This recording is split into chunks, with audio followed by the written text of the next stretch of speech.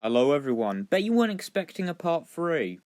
We pick up a couple months after the last video, where a number of disappearances have been reported to the police.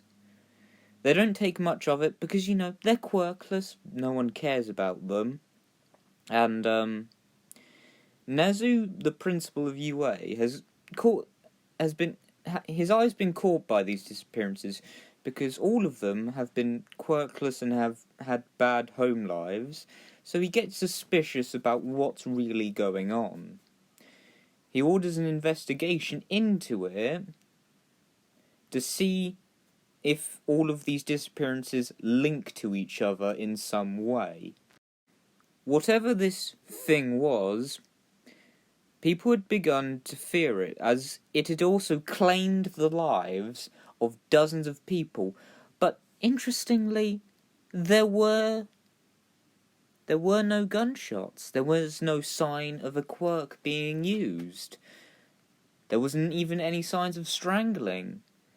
This confused the police and sent fear into the hearts of the public.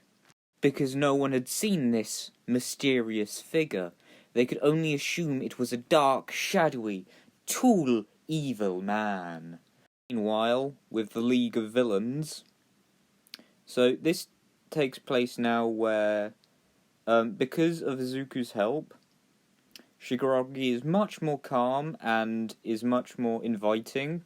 So Dabi and Toga and Dabi and Toga are in the league now. And now we get to Shigaraki's conversation with them. Can I have some of your blood? Please, I just want some of your blood. I bet it tastes so good and great, exclaimed Toga.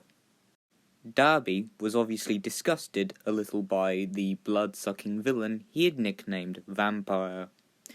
Shigaraki, on the other hand, was a bit amused by this. He was happy, at least, that the league was growing, slowly but surely. Oh, and one more thing. I'd like to introduce you to my master, and the other member of the league. He was already in here before you two ever were.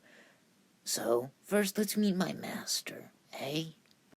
Shigaraki's response caught the two new recruits of the league off guard, meeting the boss on the first day.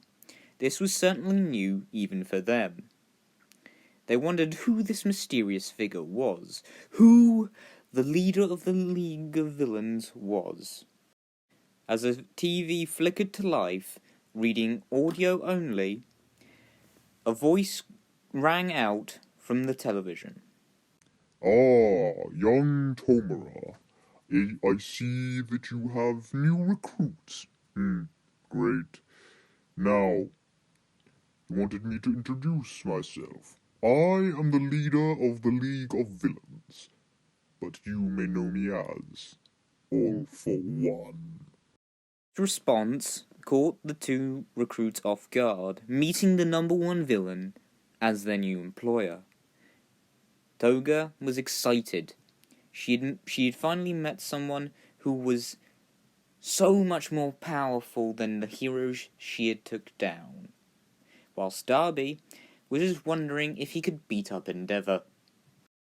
Wait a minute, that's only one. Where's the second that Krusty Lips mentioned? Isn't there supposed to be another member of this league besides him, that Misty guy, and you? Indeed, here I am. The league turned to see a domed-like machine coming out of a door, flanked by two similar machines, although less grandeur, with a bronze-like coating on their casing. As they looked at the green one in confusion and intrigue. Ah, there you are. What took you so long? I thought you were gonna be here. Now I have to introduce you to our new two recruits.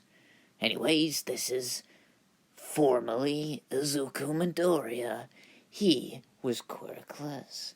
He died so to speak, and now he has been reborn. Don't worry, he's not a machine.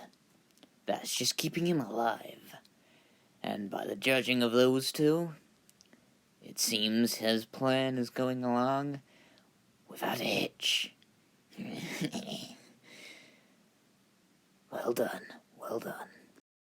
To add what young Tomura has added, young Izuku's villain name is the Dalek Supreme. You will refer to him as much on missions. Do you agree? So, in this what if, or AU, whatever one you put it, Dabi and Toga aren't fans of Stain in this one. Instead, they're fans of All for One. I know. Crazy. And they look at Izuku in awe and shock, and horror, if in some cases.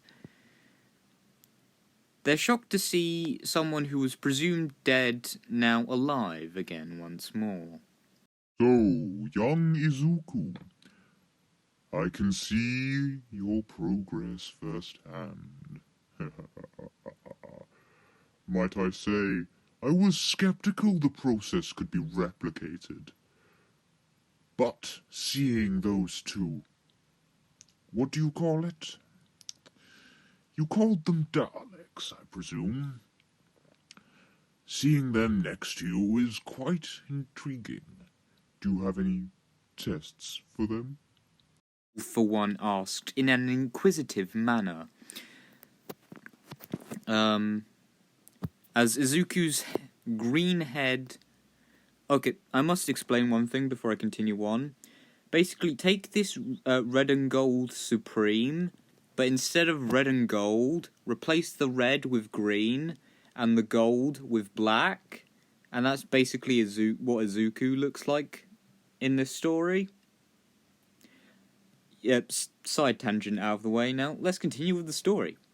Yes, I have some tests, and that require a Nomu, and a covert ops mission. Now we change our story back to the pro heroes at UA, where Nezu has uncovered a link between all of the victims. I welcome all poor heroes that attended this meeting, for I have uncovered some information about recent kidnappings and murders. The 18 missing children and the number of dead parents. We have uncovered that the children were indeed mistreated by their family. It has also came to my attention that whatever hit them stopped their hearts. We must be focused in these trying times. For whatever this was, they are truly prepared. This sent shivers down the pro heroes who attended the meeting's spines. They were terrified of the notion that something or someone could just stop someone's heart, and they had no idea where the kidnapped children were. And that's where I'm going to have to end this video off, I'm afraid. But I hope you all had a really good kick out of this episode. Worked really hard on it, at least in the voices. But I hope you all enjoy. Don't forget to... Nah, never mind that. But yeah, I hope you all enjoy, and bye-bye.